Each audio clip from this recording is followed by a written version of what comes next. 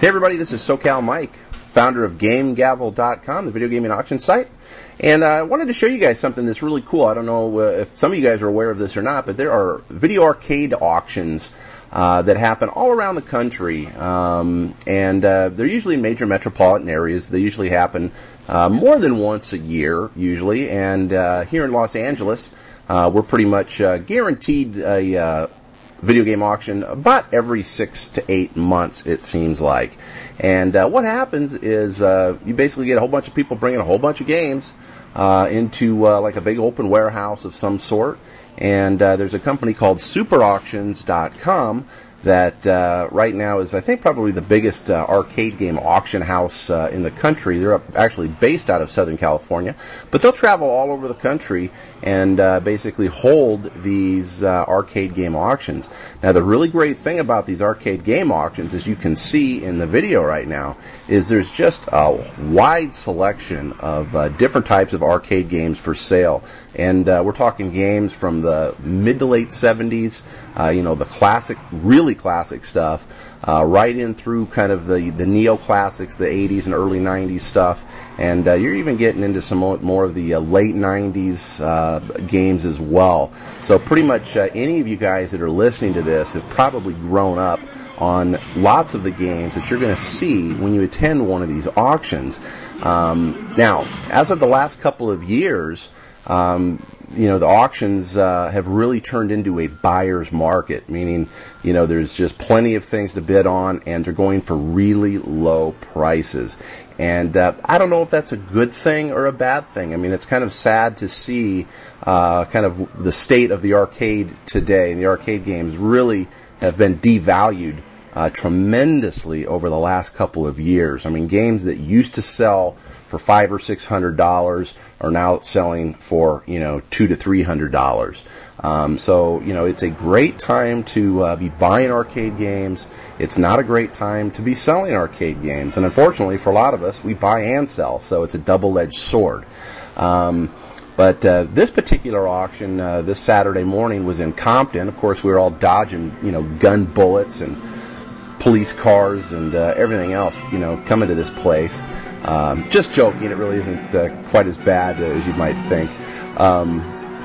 But again, this auction was pretty much like I've just been telling you. Everything was going for a steal. I mean, most of these games were going in the $50 to $100 range. And, even the classics, that were working, were going very, very low. It seems like there's a really bizarre-looking, Xbox hack job there. There was just some really weird, interesting games, here this time around. Here's a lineup of some of the newer stuff. I'm sure a lot of you guys remember those. There's only a few pinball machines at this particular auction. Usually there's a row of maybe 30 or 40 pinball machines. This particular auction only had about a dozen. And none of them were really that great. That, of course, is one of the great pinball games, High Speed, right there, and it was working pretty well. So that's pretty much it as far as the pins, that you're seeing right there. I didn't stick around to see how long those were going. Skee-Ball, another staple of the old arcades. If I had the room, I'd love to pick up maybe a single-lane skee-ball table, skee-ball game. Now, again, most of these games are working. When you go to an arcade auction, they'll actually turn the games on and show you the games are working. Normally what happens, at least with super auctions, is they start the auctions at 10 a.m. But if you get there early, I usually get there around 8 o'clock, and you usually have an opportunity to kind of check the games out pretty closely and turn them on and play them and, find out if the game that you want, is going to be working. And so you get plenty of time to kind of test the games out and play all the games, and then at 10 a.m. Usually they'll start the actual auction, and it's pretty simple. The auction house basically will charge a price for their services anywhere from, I think, 15 to 25%. I almost want to say that this one was 25%. I thought it was 15, so maybe the auction, maybe their cut has gone up a little bit. But it just is a very affordable way to get into this hobby if it's something you want to get into. Most of the games are relatively reliable. If you get a working game, you have a relatively good chance that it's going to give you many years of good service and good usage. And if they do break, there's always people around that can help you get them running again.